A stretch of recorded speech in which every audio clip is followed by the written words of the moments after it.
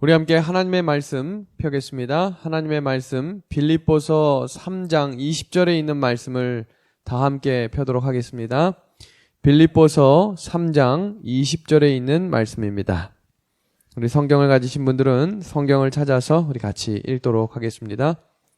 빌립보서 3장 20절에 있는 말씀입니다. 같이 읽어볼까요? 오직 시작.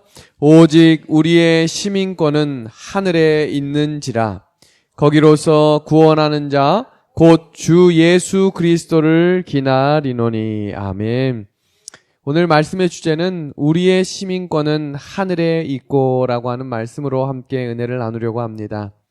오늘 아침 우리 9시 30분에 저쪽 춘천 끝자락에서 장례 절차를 잘 마무리 짓고 왔습니다. 장례식을 하는 내내 우리 유족들이 많은 눈물을 흘리고 또 취토를 하고 위탁문을 할 때도 많은 가족들이 눈물을 흘리는 것을 보면서 제가 또 여러 가지를 생각하게 됐어요. 제가 서울에서 함께 동역을 할 때는 장례식이 얼마나 많았는지 몰라요. 한 달에 2-3건은 기본으로 있었거든요. 교인이 많다 보니까. 근데 춘천에 내려와서 처음으로 장례식을 제가 진행을 하면서 우리의 죽음이라고 하는 것이 멀지만 가까이에 있을 수 있는 것이겠구나라는 생각을 하게 됐습니다. 제가 오늘 장례식 때 우리 함께 하관을 하면서 제가 드렸던 말씀 중에 이 세네카라고 하는 고대 로마 철학자가 한 말을 인용을 좀 했습니다. 그렇기에 노년의 무성한 백발과 깊은 주름을 보고 그가 오래 인생을 살았다고 단정할 수 없는 일이다. 그 백발의 노인은 인생을 산 것이 아니라 다만 오래 생존한 것일지 모른다. 여기에 인생이라고 하는 단어와 생존이라고 하는 단어를 한번 곰곰이 생각해 보실 필요가 있습니다. 인생은 그의 삶 가운데 목적이 있는 것이지만 생존은 단지 먹고 사는 일에만 초점을 맞춰서 사는 인생이라는 것입니다. 그럼 우리의 인생은 어떤 인생을 살고 계신가요? 똑같은 사람이 또 다른 말로 이렇게 표현한 글이 있습니다. 출항과 동시에 사나운 폭풍에 밀려 다니다가 사방에서 불어오는 바람에 같은 자리를 빙빙 표류했다고 해서 그 선언을 긴 항해를 마친 사람이라고 말할 수는 없을 것이다. 그는 긴 항해를 한 것이 아니라 그저 오랜 시간을 수면 위에 떠 있었을 뿐이다. 표류하고 항해도 전혀 다른 것이죠. 물 위에만 떠 있다고 해서 다 배가 아닙니다. 항해를 하는 것은 목적지를 향해서 꾸준히 나아가는 것을 의미하지만 표류라고 하는 건 뭐예요? 어디로 갈지 모르고 이 바람에 치면 저리 갔다, 이 바람이 치면 저리 갔다, 왔다 갔다 하는 인생을 이야기하는 것입니다. 오늘 우리의 시민권이 어디에 있는지를 한번 다시 곰곰이 생각하시고 우리가 하늘 가는 백성이라면 우리의 시민권이 하늘에 있다고 약속하신 하나님의 말씀을 붙들므로 오늘 우리의 믿음이 하늘에서 강한 천사로 붙들어 주시는 그런 온전히 살아있는 믿음이 되기를 간절히 소망합니다. 제가 2주 전에 화요일 설교를 할 때 생각하는 신앙과 행동하는 믿음은 참 중요하다라고 말씀을 드린 적이 있습니다. 우리 붉은 글씨 한번 같이 읽어볼까요? 그리스도인은 시작. 그리스도인은 생각하는 사람이요 실천하는 사람이다. 너무나 중요합니다. 제가 지난주 안식일에 명함을 한 장씩 다 드리면서 우리 내일 안식일 설교 예배가 마치고 12시 10분에 온 교인이 함께 기록을 하는 시간을 갖겠다라고 이야기했습니다.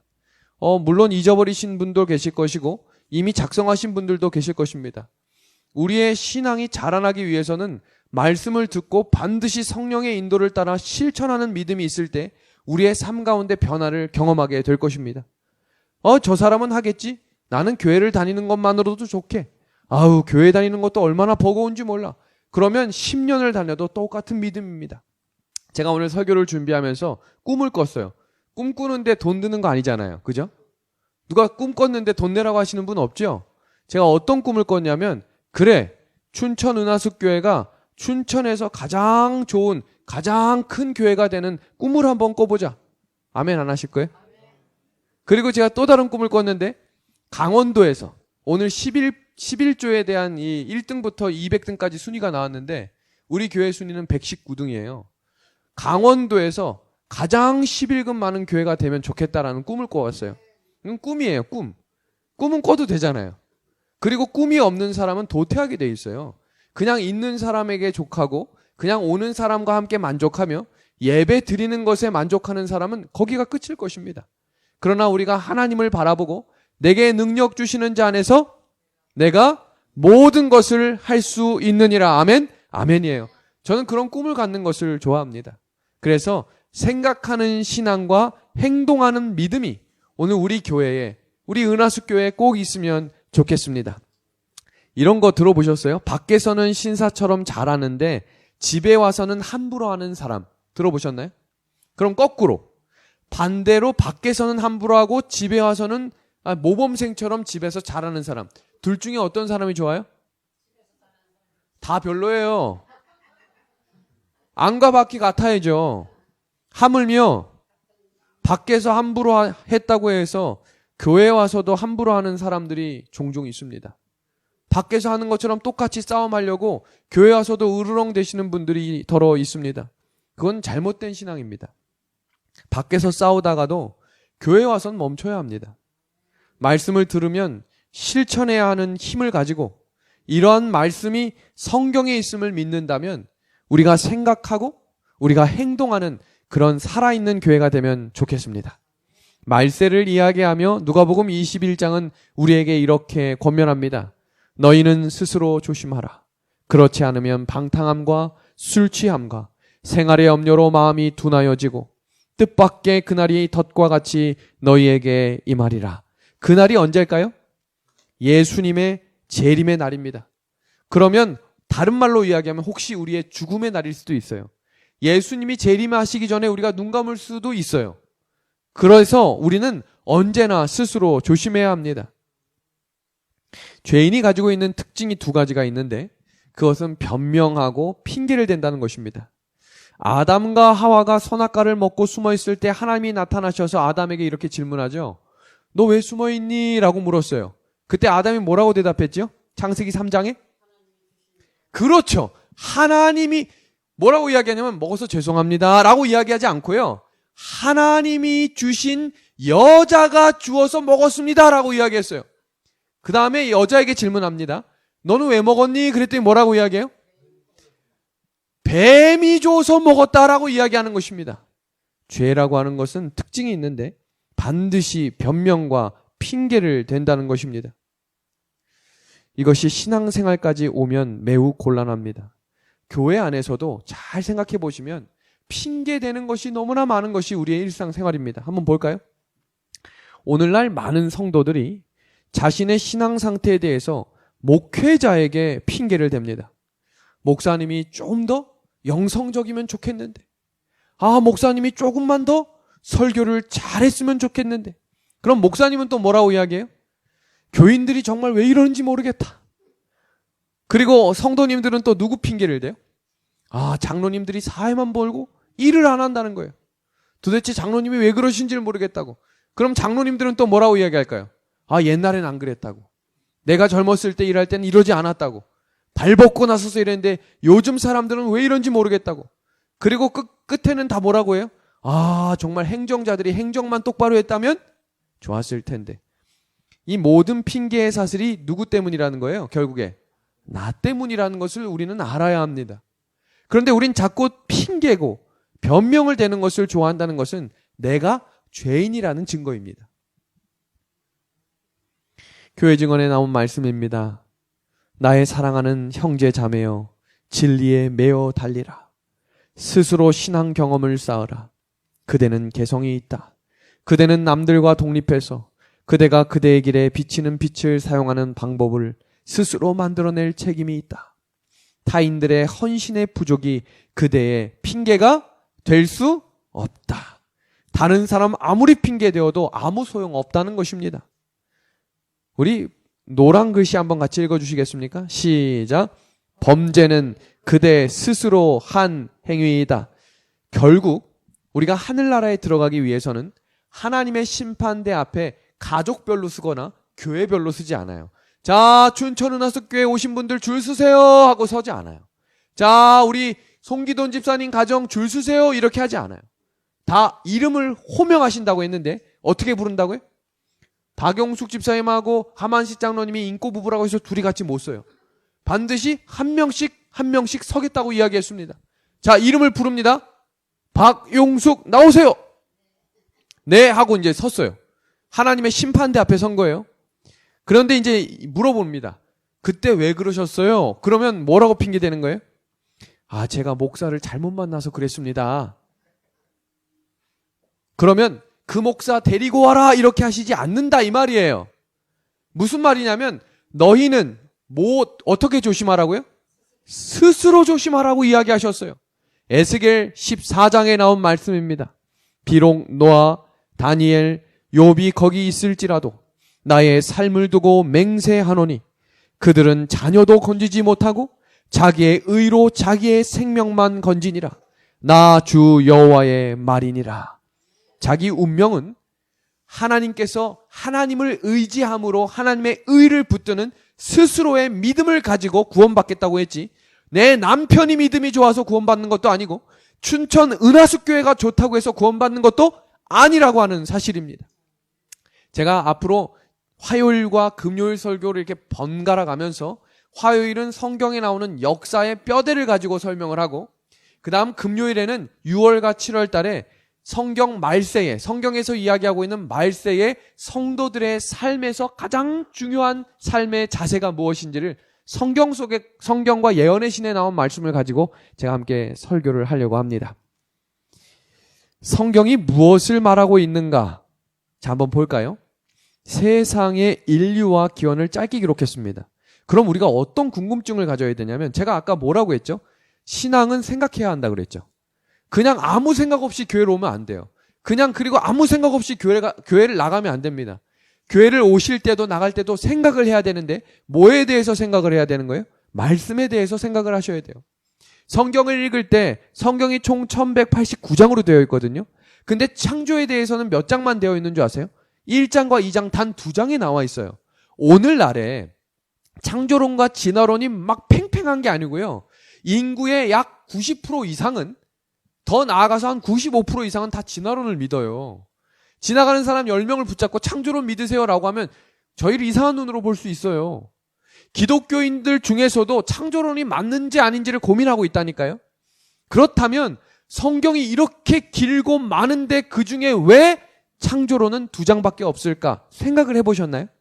제가 곰곰이 생각을 해보고 주석을 보니까 어떻게 나와 있냐면, 모세는 하나님이 살아계심을 직접 봤고 하나님이 말씀하신 것을 직접 기록한 사람이기 때문에 하나님을 증명할 필요가 없었던 거예요.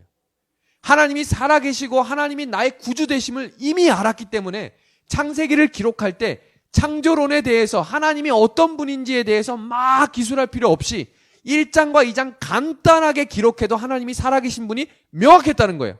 그것이 천지창조의 이야기입니다. 그럼 두 번째, 범죄한 인간을 구원하시는 사랑의 하나님에 대한 이야기가 나옵니다. 시작한 지 얼마 되지 않아서 죄가 시작되었고 끊임없이 하나님은 인간을 구원하려고 하십니다. 그리고 창세기 3장 15절에 구원의 주체이신 예언된 여자의 후손 예수님에 대한 이야기가 기록이 나오는 것입니다.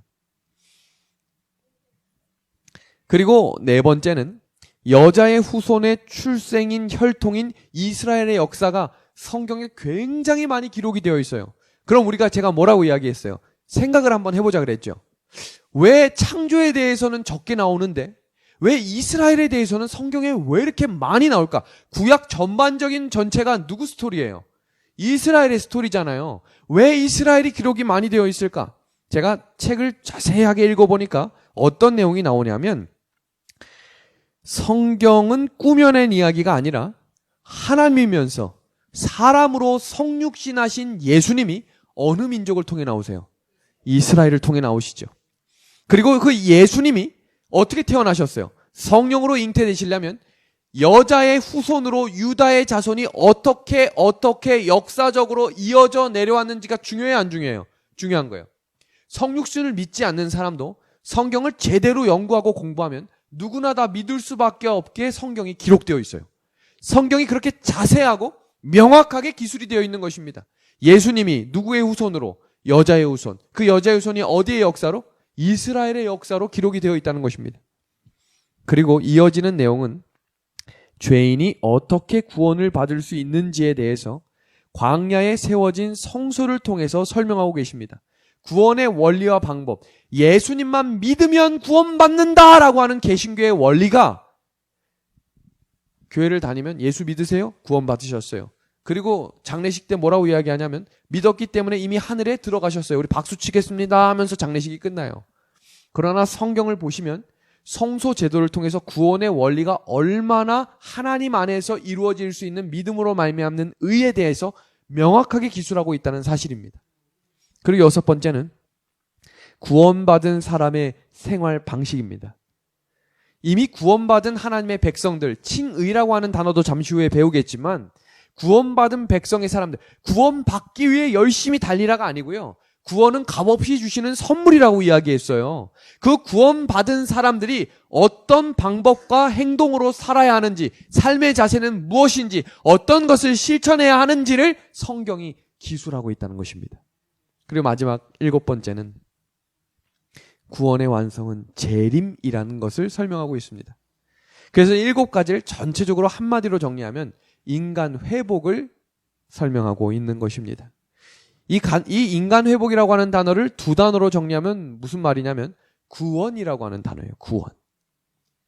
구원이라고 하는 단어를 신학적인 의미와 신앙적인 의미로 함께 살펴볼 필요가 있는데 신학적으로 구원은 3단계입니다. 오늘 이 내용을 오늘 한 번 들어서 이해가 안 되시면 집에 가는 길에 틀어놓고 들으시고 오늘 주무시기 전이나 내일 저녁 예배가 마친 다음에 한 번 더 들으시면 이해하시는데 더 도움이 되실 줄로 믿습니다. 칭의라고 하는 것은 그리스도의 십자가의 보혈로 죄인이 믿음으로 예수님을 받아들이는 순간 이것은 나의 상태와 상관없이 하나님이 의로 여겨주시는 거예요. 그러니까 하나님과 우리가 지금 현재 어떻게 돼 있는 거예요? 끊어져 있어요. 왜냐하면 난 죄인이니까. 그런데 예수님을 믿으면 예수님의 보혈의 피가 나에게 흐르게 돼요. 그럼 하나님은 나를 보시는 게 아니라 누굴 보냐면 예수님의 피를 보시고 너는 뭐예요? 의롭다 여겨주신다는 거예요. 그게 누구예요? 칭의라고 부른다는 것입니다. 우리가 예수님이 재림하실 때 영원히 살 수 있는 모습으로 변화되는 것을 영화라고 부르는데요. 이 영화라고 하는 의미는 영광스러운 변화라는 뜻이에요. 그러면 칭의와 영화 사이를 뭐라고 이야기하냐면 그 단어를 성화라고 부르는 거예요. 우리 한번 따라해 보겠습니다. 칭의, 성화, 영화. 이것이 구원의 3단계예요. 에이, 목사님, 이런 거 몰라도 구원 받잖아요. 네, 받을 수 있어요. 그러나 그 믿음은 흔들릴 것입니다. 유혹이 오거나 시험이 오면 넘어질 것입니다. 그러나 성경을 원칙과 원리와 성경 자체의 내용을 명확하게 예수님께 뿌리내리기 시작하는 사람들은 시험이 오나 겁없는 사람들이 되는 것이고 넘어질지라도 다시 일어서는 용기와 믿음을 하나님이 허락해 주시는 거예요. 그래서 이런 성경은 배울 필요가 있는 것입니다. 그래서 이 세 가지를 오늘 다 배우는 것이 아니고요. 요번 이 2달 동안 매주 금요일마다 이 내용을 하나하나씩 정리를 해드릴 거예요. 그래서 오늘은 구속의 경륜, 우리의 하늘 시민권자들이 어떻게 될 수 있는지를 우리가 살피고 구원의 원리와 광야의 교육, 복음의 본질, 사랑과 전도와 품성과 기도와 성령은 성화, 구원받은 사람들이 이러한 태도로 살아야 한다라고 하는 원리를 우리가 금요일마다 배우게 될 것입니다. 그리고 우리가 하늘나라에 가기 위해서는 어떤 사람이 되는 것인지 부활의 영광과 우리가 마지막에 중요한 선택이 우리의 운명을 결정짓는다고 하는 이 시리즈를 우리가 함께 살펴보도록 하겠습니다. 구속의 경륜이란 말 혹시 들어보셨나요? 우리 희종군 들어봤어요? 구속의 경륜? 오늘 처음 듣는 단어일 수 있는데요. 경륜이라고 하는 단어의 뜻이 뭐냐면 하나님께서 사람을 구원하시기 위해서 세우신 계획. 하나님께서 사람을 구원하기 위해서 세우신 계획을 뭐라 한다고요? 경륜이라고 불러요. 그래서 구속의 경륜. 그래서 우리가 대쟁투총서 10권을 뭐라 불러요? 구속의 경륜이라고 이름을 붙인 거예요. 이 이해를 위해서 선악과의 의미를 같이 살펴보겠습니다. 동산 중앙에는 나무 하나만 있었던 게 아니에요. 나무가 몇 그루 있었어요? 2그루가 있었어요. 집사님 3그루 있었어요? 아, 여기 그림에서 새 그릇 있다고요? 아, 집사님은 역시 명확하게 그림을 잘 보여주시네요. 그래요. 그러나 종류는 몇 개? 나무가 몇 개인지는 몰라요, 실제로. 나무가 여러 개 있을 수 있는 거니까. 근데 종류가 몇 개요? 2가지. 하나는 어떤 나무? 생명나무. 하나는요, 선악을 알게 하는 선악과입니다. 그런데 하나님께서 제가 여러 번 강조하지만 성경을 읽을 때마다 질문하셔야 돼요. 그 질문은 의심이 아니라 하나님이 왜 그렇게 하실 수밖에 없었을까? 하나님이 이것을 통해 우리가 깨닫고자 하는 내용이 무엇일까? 우리 교인들 중에서도 저한테 가끔씩 질문하시는 분들이 있어요. 저는 그걸 볼 때마다 감동을 받아요. 아, 이분이 성경을 읽고 있구나. 그걸 느끼는 거예요. 성경을 수업 시간에 누가 질문하게 해요? 공부 잘하는 애들도 하지만 예습하거나 복습하는 사람만 질문하는 거예요. 왜냐하면 읽지 않으면 질문할 게 없어요. 그래서 내가 질문이 없다. 다른 말로 이야기하면 무슨 말이에요? 공부하고 있지 않다 이거예요. 그렇다고 설교 시간 중간에 손 들고 하라는 얘기는 아니고 저희 요새 카톡하고 문자가 얼마나 잘 돼 있어요. 그래서 제가 집사님 아시지만 답이 질문이 오면 거의 대부분 바로바로 응답을 해드리려고 제가 생각하고 지내요. 하나님께서 선악을 알게 하는 나무를 먹지 말라고 하셨어요. 그럼 여기서 질문이요. 먹지 말라고 하는 나무를 왜 굳이 만드셨을까요? 굳이 먹지 말라고 하실 거면 만들지 않으면 더 편하잖아요. 거기서 시작되는 질문이 이 이야기가 됩니다. 에덴 동산을 살면서 영원히 살 수 있는 방법은 그냥 살면 되는 게 아니라 과실마다 때마다 생명나무의 실과를 먹었어야 했어요. 그게 계시록에 기록이 되어 있거든요. 그리고 창세기 3장 22절에도 어떻게 기록이 되어 있냐면 선악과를 먹은 아담과 하와가 에덴 동산에 살 수 없는 이유가 뭐라고 되어 있어요? 생명나무 실과를 따먹고 뭐 할까 하노라? 영생할까 하노라 하고 쫓겨난 거거든요. 죄를 짓고 쫓겨날 때 두 나무의 존재의 이유를 설명하신 거예요. 선악과를 먹지 말아라. 이 의미가 무엇이냐면 하나님의 주권을 인정하라는 거예요. 에덴 동산은 누구 거예요? 하나님 거. 그런데 거기에 계속 살다 보면 누구 거 같아요? 내 거. 제가 등산을 좋아하지 않는데 교육을 받아야 돼서 이번 주에 등산을 갔어요. 그래서 사실 이번 주 내내 다리가 얼마나 아팠는지 몰라요. 힘들었어요.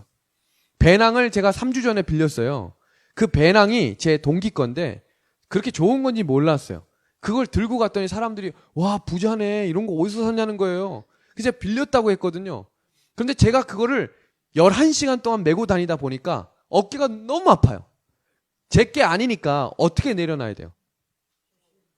조심히 기스 가면 안 되잖아요. 남의 건데 너무 힘드니까 어떻게 내려놨는지 아세요? 이렇게 내려놨어요. 어깨 아파. 그리고 제가 깜짝 놀랐어요. 이게 누구 거예요? 제 게 아니에요. 그래서 까먹고 다시 또 올라가다 어깨가 너무 아프고 허리가 너무 아파가지고 이제 앉아야 되는데 이게 앉기도 힘드니까 또 어떻게 벗어요? 훌라당 벗어요. 그 이게 또 어떻게 돼요? 쿵 떨어져요. 그러면 그때마다 무슨 생각이 나요? 이게 누구 건데? 내 게 아닌데. 근데 만약에요. 다음 주, 그 다음 주도 돌려주지 않고 제가 그걸 계속 들고 다니면 누구 것 같을까요? 사람의 심리가 이상하더라고요. 내 것이 아닌데 내 거라고 생각이 드는 거예요. 이 건강 누구 거예요? 내 거예요? 나에게 주신 재산 누구 거예요? 지금 우리가 입으로는 하나님 거라고 이야기하지만 자꾸 지내다 보면 누구 것 같아요? 그러니까 어떻게 하게 되냐면 아끼게 되고 하나님께 드려야 될 것도 아깝게 생각되는 이유가 우리가 하나님께서 선악과와 생명나무를 만드신 이유는 자 보세요. 생명나무 옆에 선악과가 있었기 때문에 생명나무를 먹어야 영생을 하는 사람이라면 반드시 생명나무를 먹으러 갈 때마다 뭘 봤을까요? 선악과를 봤을 거예요. 그때마다 뭘 느낀 거예요? 아 맞다. 에덴 동산을 다스리고 정복하는 건 나지만 이게 누구 거라는 것을 모든 동물들이 아담에게 절했을 거예요. 왜냐하면 아담이 왕이었잖아요. 이름도 붙여줬죠. 주인이었거든요. 그러니까 뭐라고 착각할 수 있어요? 아 다 내 거. 그런데 생명나무 과실을 달마다 먹으러 갈 때마다 뭘 떠올릴까요? 그래서 우리가 매 안식일마다 드리는 11금과 매 안식일마다 시간을 구별하여 하나님의 날로 지키는 이 안식일은 이 땅의 주인이 내가 아니구나. 내가 이 땅을 살아가지만 이 땅은 하나님께서 내게 빌려주신 것이구나. 하나님께 내 생명을 드리는 것이 참된 청지기의 직분이구나. 아, 이번 주가 내가 왜 힘들었지? 아, 하나님 없이 살았구나. 아, 이번 주가 내가 왜 이렇게 피곤하지? 내 욕심 때문에 내가 과로를 했구나.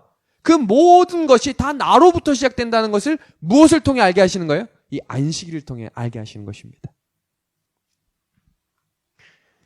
그래서 생명과를 먹어라 라고 하는 것은 하나님의 말씀을 순종하라라는 것입니다. 증언복음 3권에 나온 말씀인데요.